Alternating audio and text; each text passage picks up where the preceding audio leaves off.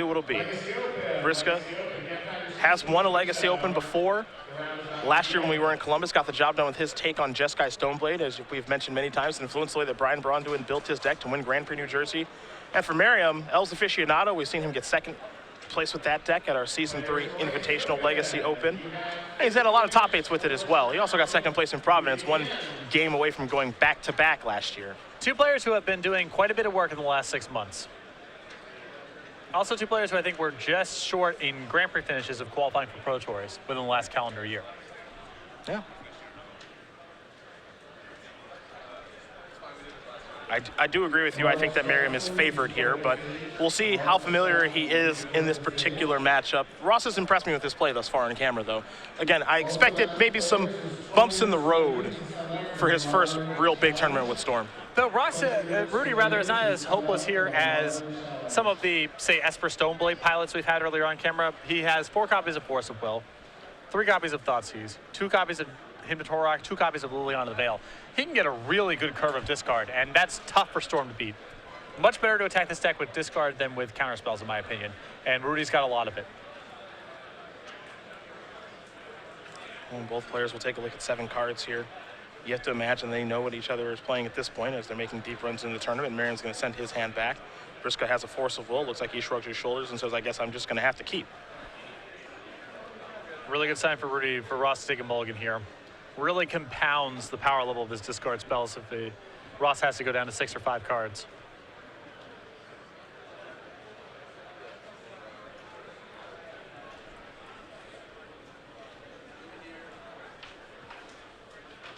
Let's see if Ross can find a better 6. It is a deck that mulligans just okay. I think it can go down to 6 comfortably. It's when you get into 5 and lower territory that things get really bad.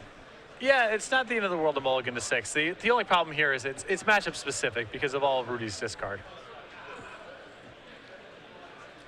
And a 6-card hand can go south real quick if Rudy has Thoughtseize, and especially if he has Hymn to Torok.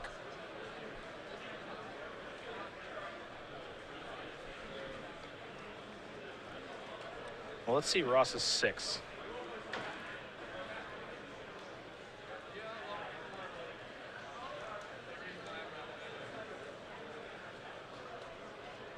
He did not even have to consider that hand. Yeah, it must have been a pretty bad one.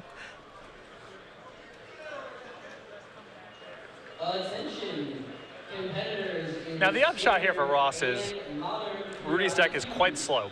Not a lot of pressure, only Tarmogoyf representing a quick clock. So assuming that Rudy doesn't blow him out of the water with discard spells, Ross is going to have a lot of time to reassemble a hand. And then proceed to 5 additional turns. That is the end of round for standard and modern. But still, very tough way to start. Yeah. Never a good time to mulligan to 5 in a Magic tournament. But it's magnified here.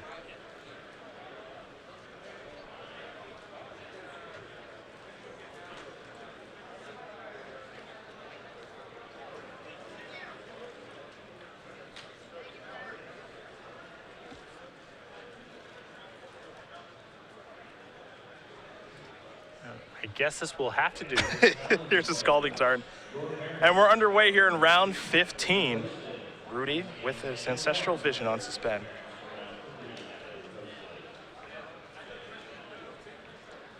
Merriam will play a Scalding Tarn and simply pass the turn back. Misty Rainforest here for Briksza. And he'll play a Tarmogoyf. So now he's putting pressure on Ross in, kind of a roundabout way. He's got a small creature, but that pressure is better than nothing. But the ticking down of Ancestral Visions, too, means that Ross, you don't really have time to mess around. Still, it's probably better, all told, for Ross, that this is the kind of start that Rudy has rather than one stocked with discard. Because I think on 5 cards, Ross would not be able to overcome it. Yes, this is, Visions into Goyf is a nice opening, but Ross is getting some time here to improve and sculpt his hand. Hey, Brainstorm will be placed on the stack here. And we will see if it does resolve as Tarmogoyf works its way up to a 2-3. Also, the fact that he's making his land drops is very nice because it means that he'll need fewer ritual effects down the line to be able to resolve something like Ad Nauseam.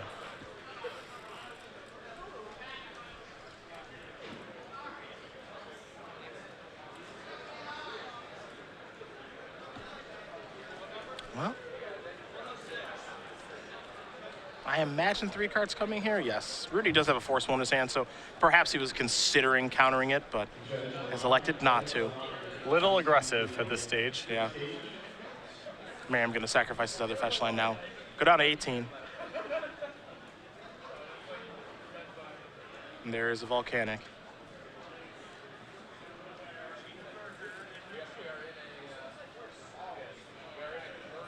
And we'll see if Ross can put together anything special on turn 3. He does have a duress in his hand, so he can take a look at things. And because Rudy is tapped out, it's not a bad time to be doing so. Yeah, only has to concern himself with Force of Will. Now, he may not be able to go off this turn, but... Getting in some information, taking a look isn't a bad idea. But of course, I use the discard spells in this deck. That's what separates the good players from the great. Do you wait when you're going to go off? Or do you just do it now to get a look? Now, Gataxian Probe will make things a little bit easier. Here's a hand with Toxic Deluge, a stinker, Charlotte's Agent, not bad, a Tarmogoyf, it's okay, and then 2 copies of Force Will. So if Merriam works his way into a Cabal Therapy here, yikes. Good news. I mean, the best case scenario for Rudy is he forces it, pasting Charlotte's Agent, and then he keeps the Force of Will, but is without a blue card.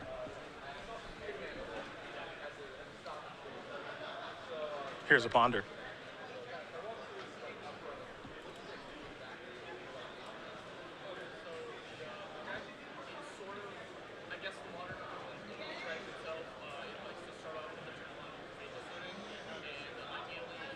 Yeah, Cabal Therapy, definitely the big one to find right now. Yeah, Duress is okay because there are only 2 blue cards, 2 copies of Force of Will. So if you take one of those Force of Wills, it forces Rudy to draw another blue card. So that's still acceptable, I think. But Cabal Therapy is the big one. Well, Duress puts him at, still has Charlotte's Agent and Force of Will left over. So he can still counter. Yeah, my apologies. But Cabal Therapy is really bad news for Rudy. It puts a ton of pressure on him to draw a blue card.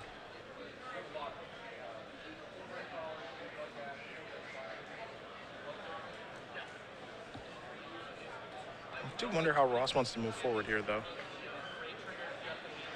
He's going to play a Polluted Delta and sacrifice it.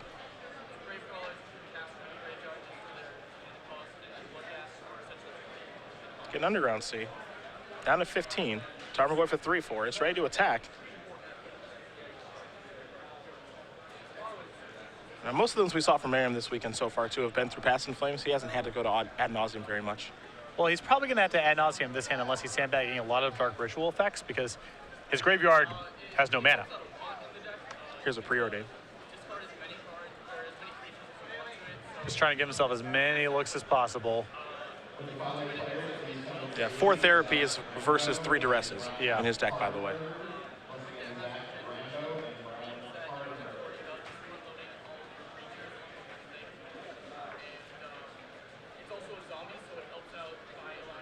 Ross taking a long look at this scry.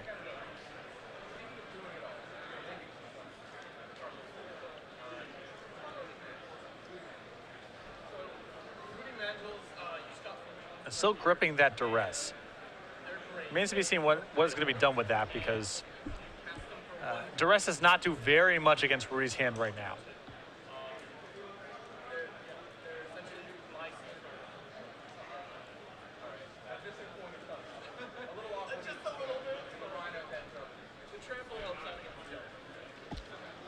Preordain again. So much can trippin'. Just trying to get it all set up. They're going to go to the bottom this time. Mystery card come in. It is ad nauseum. That's a big help. Okay. There's an island there for Rudy. He'll play a Charlotte's Agent. Abrupt Decay is the big whiff. Nice. Yeah. Here's an attack for 3. And what's really dangerous about that now is the discard spells could be amplified as he's down a blue card. Yeah, that's the big one, right? Now I believe a duress clears the way. Yes, and Ross knows his hand. And yeah, exactly. Of course, Probe is going to give him even more information, so duress now clears the way, where in that instance, perhaps Briksza is just supposed to play a Tarmogoyf and pass the turn back so he can protect his hand a little bit. Well, Rudy has some really high upside hits. I mean, if he finds Thoughtseize or him, that's probably a game-winning play. Sure. But now duress has gone from doesn't really do anything to does a ton at least this turn. Now, Ross might have to pull the trigger soon because we've been focused on the Force of Wills and all that kind of stuff, but his life total has taken some pretty big chunks. So if he's going to try to have to win through ad nauseum, which appears to be the case because he doesn't have that much in the way of ritual effects, he's got to get the ball rolling like now. You know, he doesn't have that much time to spare.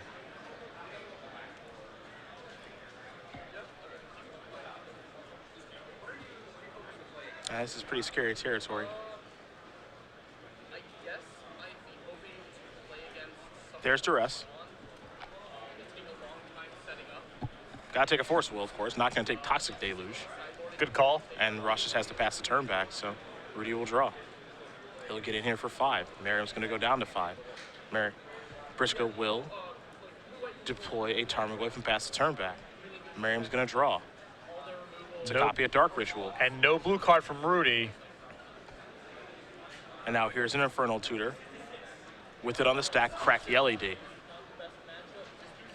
And Rudy does not have a blue card. And now that this is resolved, you know the coast is clear that Merriam is just going to go nuts, or at least try to. And Ross has got a fair amount of mana to work with, both in play, floating, and a Dark Ritual in the graveyard. Yep. 3 blue, 1 black.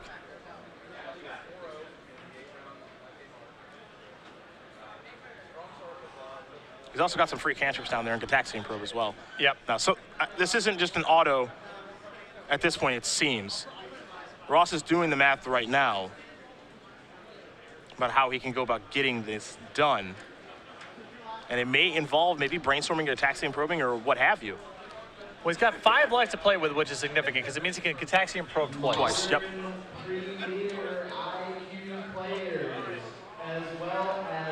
He's going to grab Past in Flames. He will cast Past in Flames here in just a moment.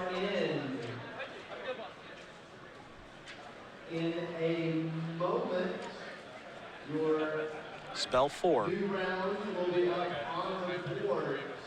Please make way. And this decision to play the Charlotte Agent instead of the Tarmogoyf coming back to haunt Rudy a little bit. Perhaps he could have dealt another point of damage, or another blue card in hand for Force of Will. A lot of things to add up. I understand the risk. Rudy was going for the haymaker. Yep. I mean, he was trying to knock Ross out there because if he hits a discard spell, it's all over. But he hit Abrupt Decay instead, and then Duress suddenly got turned on. The worst case scenario, a lot of things had to break the wrong way for Rudy, but they all broke that way. Yeah. Ross searches for Tendrils of Agony.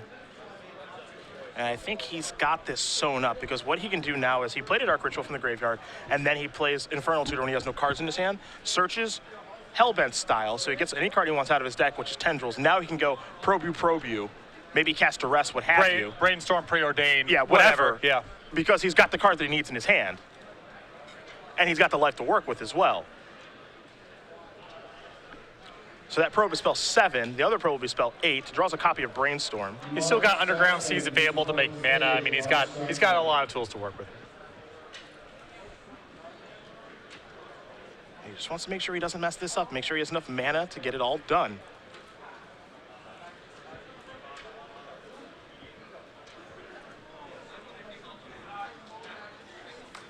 That's the big concern here. And he's slowed down now.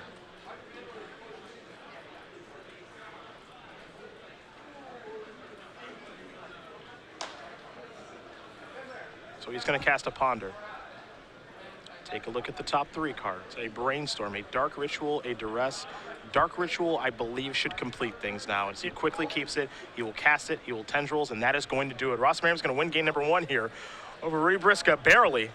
A top deck Dark Ritual is what helped him get the job done. And a mulligan to 5. Rudy with a pretty solid hand. No discard spells, but that really speaks to how bad this matchup is game 1 for Rudy.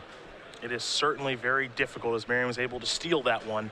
We'll go to the sideboard. We will start with Briksza. And what does he have available? A scrub land that enables 2 copies of Containment Priest and 2 copies of Meddling Mage, 2 copies of Nile Spellbomb, 2 copies of Grafdigger's Cage, Numazawa's Jitte, a Pithy Needle, a Disfigure, 2 copies of Golgari Charm, and 1 Pernicious Deed. Not a lot in the sideboard here.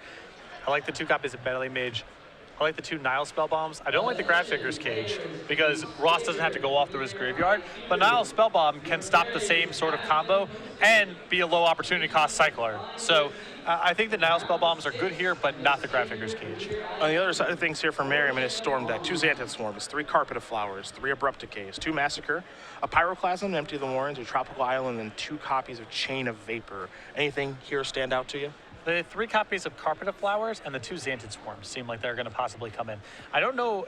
I could see both, one or the other, or neither coming in, exactly, depending on how Ross approaches the matchup and what cards he's worried out of Rudy's deck. If he's primarily concerned with the discard, then I think it's really important to bring in the Xanthan Swarm, because you cast a Xanthan Swarm, you get Thoughtseize and Tamed a bunch. The Xanthan Swarm's not worth very much. Carpet of Flowers is pretty strong against any sort of base blue strategy, but Rudy doesn't have a lot of in the way of stop permission, like Fluster Storms and Daisies he's trying to punch through. So Ross may bring in one or the other, or both or neither, like I said. Yeah. I don't know how much he needs to change, but it looks like he's going to change some things around. Both these players working their way up the Season 1 leaderboard, and I imagine as they do work their way up, we're not going to be able to travel to every tournament. For example, we're going to Los Angeles, and they both live pretty far away from there. But I imagine they'll probably try to play in some IQs to keep those points up, and taking the opportunity to do that actually gets you a lot as far as qualifying for the Invitational. Oh, absolutely. I mean, they're great if you're just looking to play in more local events, if you're trying to qualify for the Invitational, or if you're already on your way to the Players' Championship, a way to add some more points.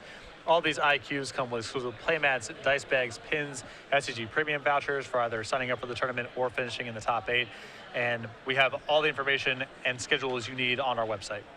StarCityGames.com for more information about our fantastic IQs of the regular, super, or premier level. Of course, all of our Open Series events do have premier IQs at them. We've got a standard one and a modern one taking place this weekend when we're in DC, and 2 weeks from now we'll have a legacy one and a modern one there, as our main event will be standard. And for a lot of players who play in the Players' Championship, Kevin Jones, Joe Lissette, Stephen Mann, even Ross Merriam, IQs were very important for them. Absolutely. I mean, I think that nearly everyone who qualified for the Players' Championship through points, either through the at-large bids at the end of the year or who were a season champ, did some of their work in the IQs. In front of you, please raise your hand. Game number 2 going to be underway here in just a moment. Rudy Briksza, Ross Merriam. Rudy will be on the play. Ross waiting patiently. He's been here before.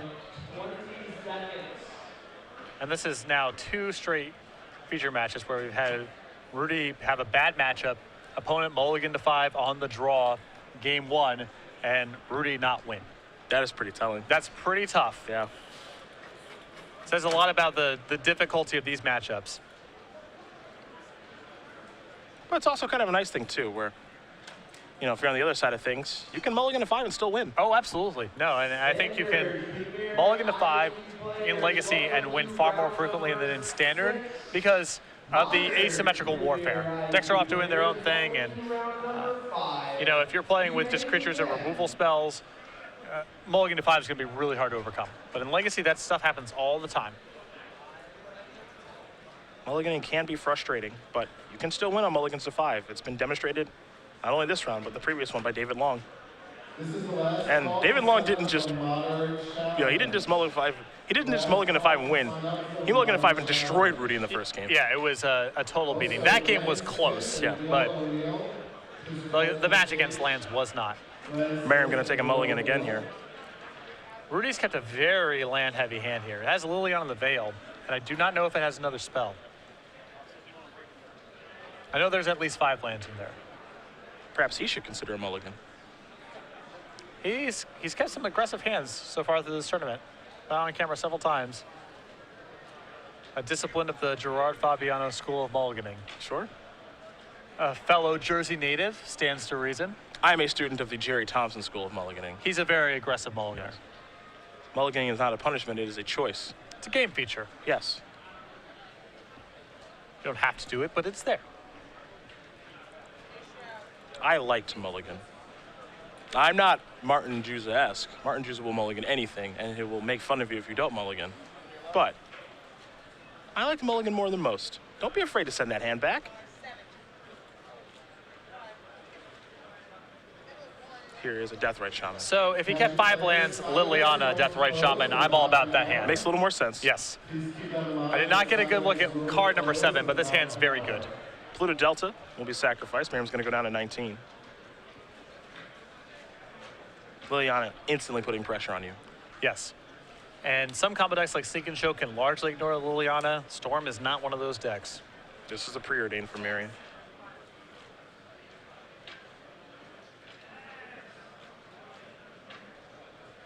He will take a look at the top two.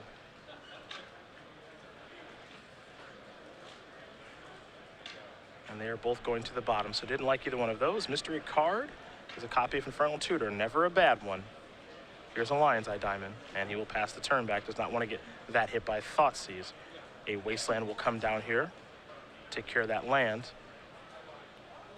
And Briksza will pass the turn back. Here's a Gataxian Probe. Rudy showing a ton of respect for Ross's ability to go off that turn. Yeah. If he went for an activation of Wasteland in lieu of Liliana the Veil.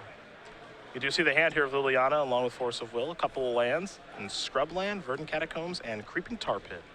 So if he brought in the Scrubland, it means he brought in at least Meddling Mage, probably not Containment Priest, but some of the white cards came in. There's Volcanic Island. Ross does have multiple copies of Brainstorm in hand. Also Ponder too. So a lot of cantrips here. And now that he knows he has to worry about Liliana's Veil, it will certainly influence the way he plays.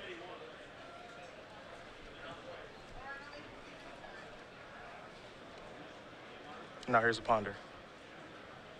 So take a look at three of them.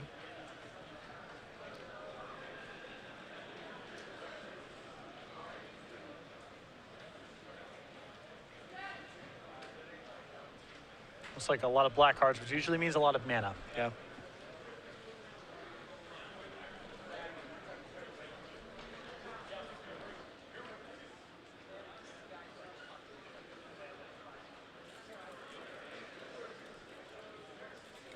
Ponder done resolving. Therapy in the grip.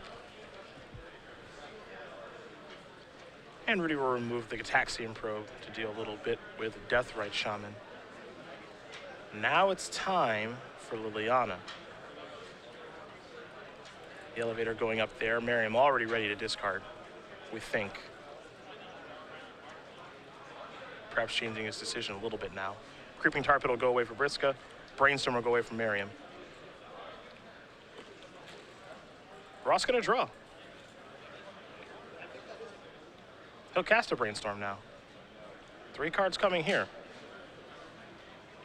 Delta among them. Looks like a Dark Ritual too. Delta's a huge draw here because Ross was without black mana.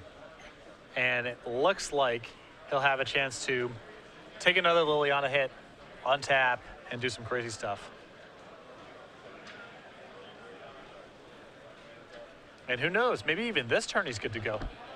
Potentially. I mean, he has Dark Ritual, Cabal Ritual, a Brainstorm that's about to enter the graveyard alongside his Polluted Delta in this hypothetical. That's Threshold, a Lion's Eye Diamond, an Infernal Tutor.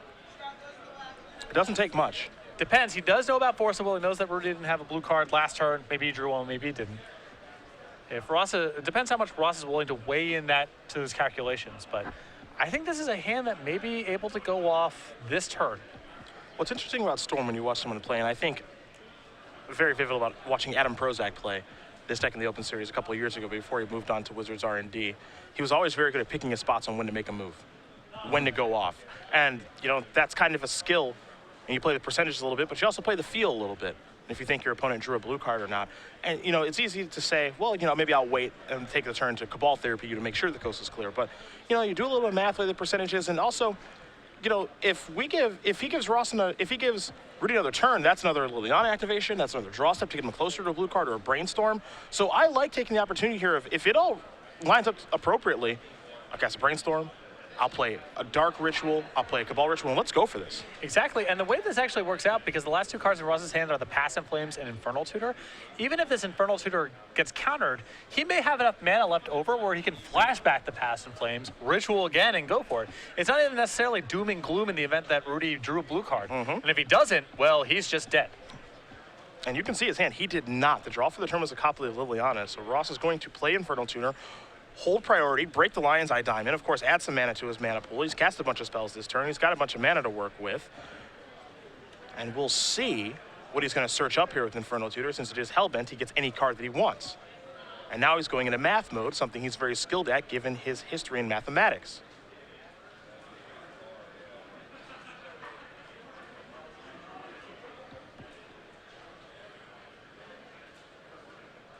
So he's going to search for a Cabal therapy, not something you see very often. Well, he's saying he's got some wiggle room to play with if that's what he's doing. Now he's going to flash this back. And Rudy is already reaching for the slip. He knows the outcome here. Yep. Dark Ritual, Cabal Ritual, Infernal Tutor, get a Tendrils of Agony. And it's not Ross's first time in the top 8. But we're going to see him head that way right now. Ross Merriam wins this match here over Rudy Briksza. 2-0. His first big tournament with Storm, and it is a nice one. 12-3, and we're going to see more of him. A deep breath. Number 4 on the Open Series leaderboard. He's moving on up now.